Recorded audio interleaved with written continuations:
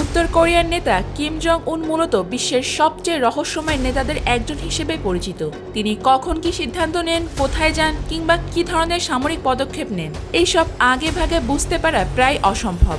আর মধ্যপ্রাচ্যের বর্তমান উত্তেজনাপূর্ণ পরিস্থিতির মধ্যেই এবার ঠিক তেমনই একটি ঘটনা সামনে এসেছে, যা নিয়ে পুরো বিশ্বজুড়ে নতুন করে আলোচনা শুরু হয়েছে।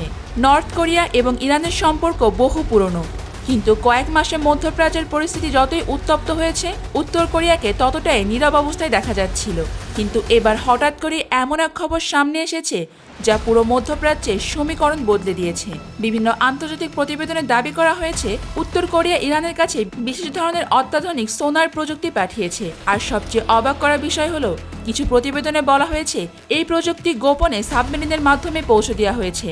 এই খবর প্রকাশ্যে আসার পর থেকে সবচেয়ে বেশি সংবাদ সম্মেলন করেছে ইসরায়েল।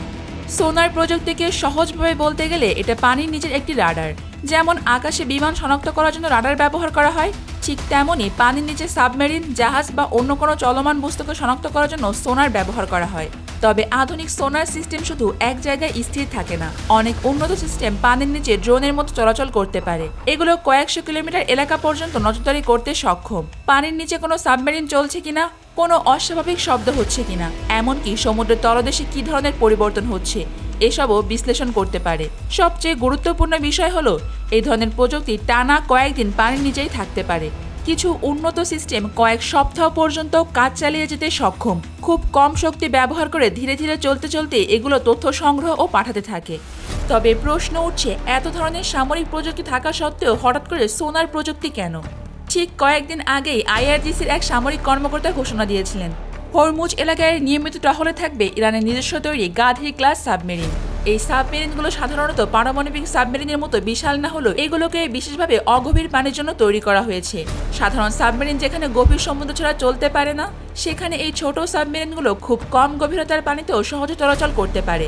শুধু তাই নয়, বিভিন্ন প্রতিবেদনে বলা হয়েছে এগুলো বিভিন্ন ধরনের টর্পেডো ও ক্ষেপণাস্ত্র বহন করতেও সক্ষম। হরমুজ প্রণালীর অনেক এলাকায় পানির গভীরতা তুলনামূলকভাবে কম, ফলে বড় আকারের সাবমেরিন সহজে সেখানে লুকিয়ে থাকতে পারে না। কিন্তু ইরানের এই ছোট সাবমেরিনগুলো খুব ধীরে এবং নিঃশব্দে ওই এলাকায় চলাচল করতে পারে। আর ঠিক এই ঘোষণার কয়েকদিন পরেই সামনে আসে নতুন খবর, উত্তর কোরিয়া নাকি ইরানকে উন্নত সোনার প্রযুক্তি সরবরাহ করছে। এরপর থেকে আন্তর্জাতিক বিশ্লেষকরা ধারণা করতে শুরু করেন মূলত শত্রুপক্ষের সাবমেরিন শনাক্ত করার জন্যই এই প্রযুক্তি ব্যবহার করা হতে পারে। কারণ অনেকেই মনে করছেন, যেহেতু ইরান সাগরীয় অঞ্চলের আশেপাশে আমেরিকা তাদের অত্যাধুনিক যুদ্ধজাহাজ এবং এয়ারক্রাফট ক্যারিয়ার মোতায়েন করেছে, সেহেতু এখানে উন্নত সাবমেরিন থাকার সম্ভাবনা উড়িয়ে দেওয়া যায় না। আর এই বিষয়টি হয়তো ইরান খুব ভালোভাবেই বুঝতে পেরেছে। তবে গোটা বিশ্বের অনেকেই সবচেয়ে বেশি অবাক হয়েছে এটা জেনে যে উত্তর কোরিয়ার মতো দেশের কাছেও এত উন্নত সোনার প্রযুক্তি থাকতে পারে। কারণ এই ধরনের প্রযুক্তি সাধারণত বিশ্বের হাতে গোনা কয়েকটি টপ ক্লাস সামরিক শক্তিধর দেশের কাছেই দেখা যায়।